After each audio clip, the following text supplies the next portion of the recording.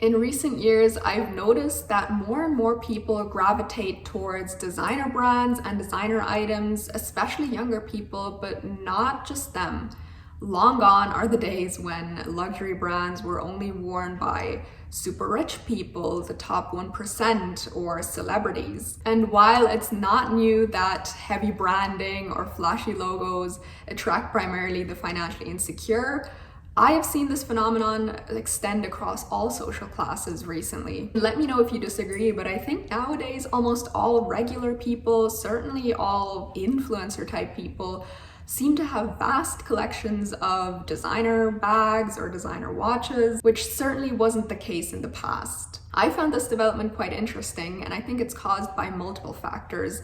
And in this video, I will discuss what I believe are the factors contributing to this development, including the new strategy of luxury brands themselves, which seeks to prey on our psychology. And lastly, we're going to look at how to improve our decision making when we want to shop for designer brands or luxury items. Because by no means am I trying to demonize luxury shopping or designer items. I mean, you got me wearing my flashiest Ralph Lauren today, so... Chapter number 1, the role of social media. I think social media does play a big role in why more and more people, especially young people, tend to gravitate towards luxury items. And I think this is because social media shifts the baseline of what seems normal. Through social media, our circle of peers is dramatically extended. Before social media, we were only comparing ourselves to friends, family, co-workers, somebody in our immediate vicinity, basically. But now we tend to compare ourselves to literal billionaires like the Kardashian, for instance, or other celebrities on social media. So before social media, people were essentially just trying to keep up with the Joneses. But nowadays, people on social media are literally trying to keep up with the Kardashians. Of course, this leads to a rise of insecurity. So not only does social media shift the baseline of what is normal to us now, social media has also massively contributed to our instant gratification culture. We want things instantly and with minimal effort in order to get that hit of dopamine. And if we seek this instant gratification, we're mostly impulse driven and more likely to make poor decisions. To summarize, social media is causing, or at least massively contributing to, a rise of insecurity amongst its users. And so it's no surprise that many people might gravitate towards designer items or luxury brands in order to satisfy their need to increase their social status, in other words, to appear richer than they actually are. Chapter 2, the Gen Z situation. I think if we compare Gen Z to previous generations, we can see a shift in values and attitude. Whereas previous generations have valued, security, Gen Z, I think, is more risk-friendly, so more willing to take risks and more willing to live in the moment. And I think this development has been exacerbated by events such as the COVID pandemic or wars, which have served as a wake-up call and a reminder that life isn't infinite. Also, the Gen Z financial situation is a bit different compared to previous generations because Gen Z is richer than previous generations at the same age. However, other financial goals such as owning a house are becoming more and more unattainable. And hence younger people or Gen Zs seek a tangible manifestation of their success in other ways. For instance, through purchasing luxury items. So not only do Gen Zs have a strong desire to live in the moment and are less risk adverse, also financially, but traditional financial goals such as buying a house are becoming less and less attainable. And therefore, many young people might gravitate towards designer brands instead. Chapter 3, the shift in the designer industry.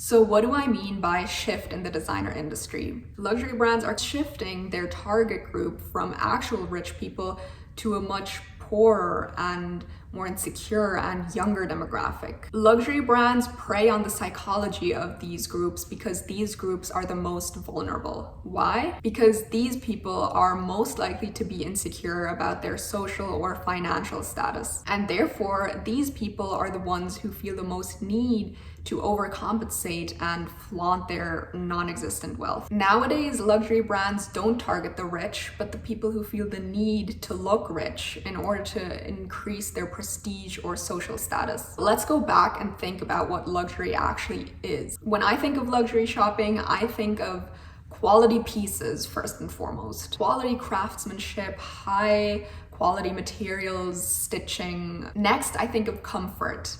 Luxury shopping to me means a comfortable shopping experience, and you get premium treatment from your shopping assistant for paying a premium price tag. You are well attended, you receive complimentary drinks, all of that stuff. Third and lastly, I think of exclusivity when I think of luxury brands, because luxury items are reserved for the people who are willing to pay and who can afford the premium price tag. Now, I believe that in recent years, there's been a disproportionate focus on exclusivity and a decrease of comfort and quality. I think this development manifests itself in many different ways, starting with simply entering a designer shop. You can no longer just walk into a boutique. You have to either make an appointment, okay, maybe that's nothing new, or you have to queue for sometimes hours simply to be granted entry to the store, to the sacred ground. Then if you enter the store and you had the patience to stand in a line for a half hour, an hour, I guarantee you, when you ask for a specific item, they will tell you the item is not available, there's a wait list, or if you're lucky, they'll tell you that it's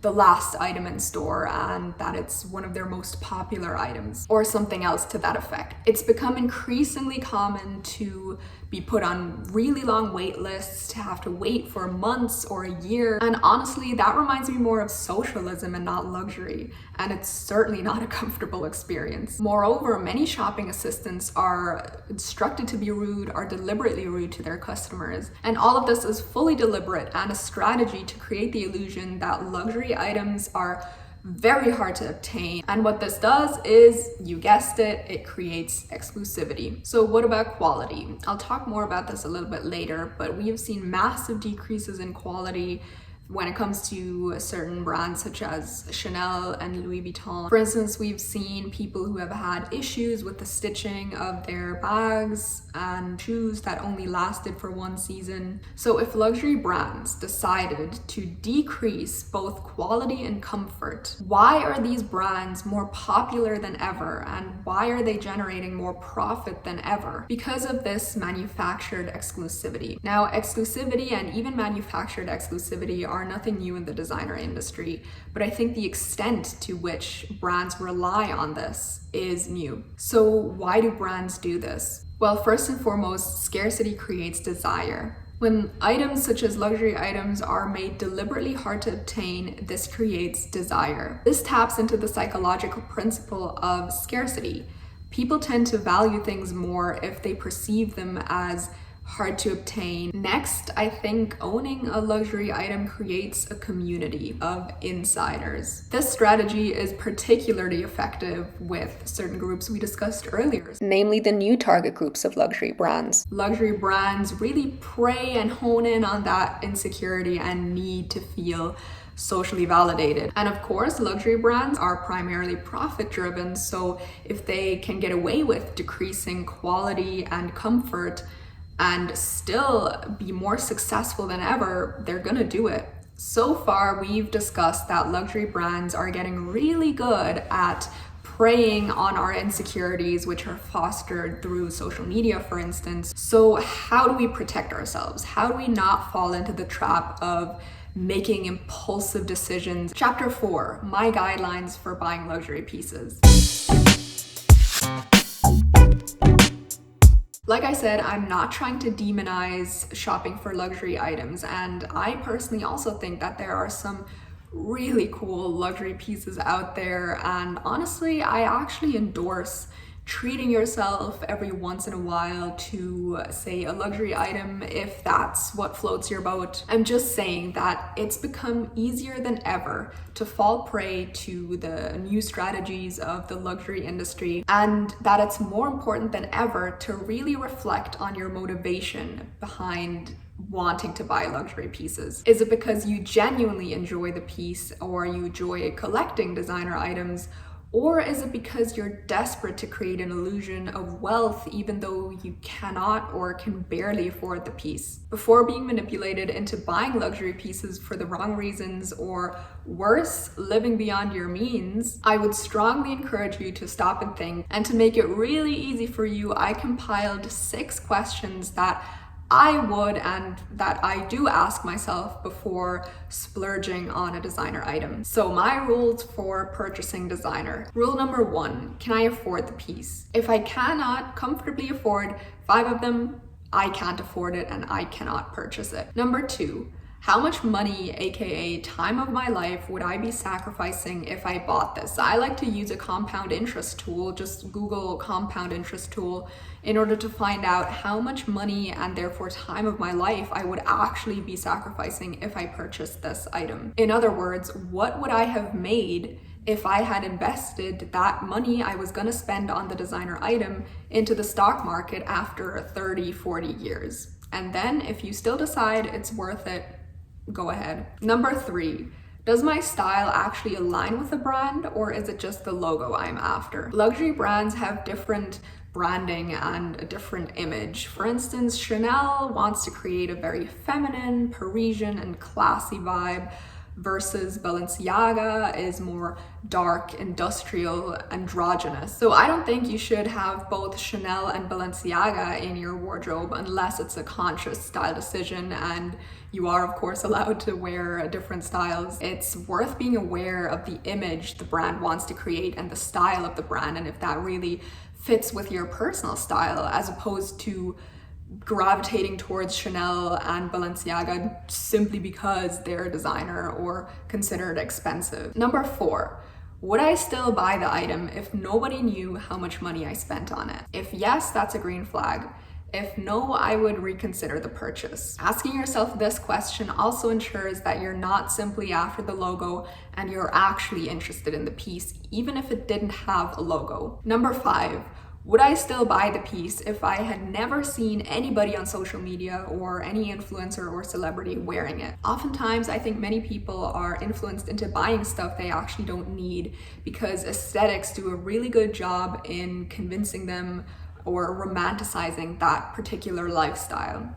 So for instance, I see this a lot with the It Girl essentials or Stanley cups or Polen bags. I think most people buying these items are more interested in belonging to that community of so-called it girls who drink from a Stanley cup and wear their Polen bag. Or why else would social media be full of girls that have that exact combination of things? And you know what? I get it. It's cute to romanticize your life. It's fun. And like I said in my last video, I don't think following trends here and there is bad. But I think it can be helpful, especially for very expensive things, to figure out if you want the item because you want to be part of a group of girlies on social media who have that, or because you're actually interested in the item, even if nobody on social media had it. Number 6, are you okay with the potential decrease in quality? Like I said before, nowadays, many luxury brands are deliberately decreasing their quality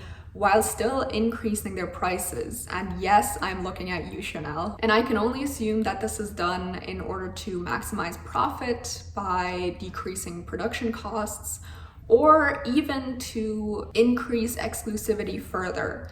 Because if you truly are rich and you truly can afford anything in the world, then what do you care if your shoes fall apart after one season or if you have to buy another bag for $10,000? The loudest complaints I've heard are about the stitching in the Chanel Classic Flap, but I've heard similar complaints in relation to Louis Vuitton. So if you've answered all 6 questions and you can afford at least 5 of the piece you're after, and you're okay with spending some time of your life on this particular piece, and it's not just the logo or the social media status you're after, and you're okay with the potential quality decreases of the piece you're after, then I would say go ahead and take pleasure in your purchase and really enjoy it. Because listen, always denying yourself every pleasure and having inflation eat away at your money isn't necessarily the wisest financial decision either. So I think it's important to absolutely treat yourself, but to do so within your means. I hope you enjoyed this video and maybe even learned something new, and it helped you to make wiser decisions when purchasing really expensive items. And thank you for watching.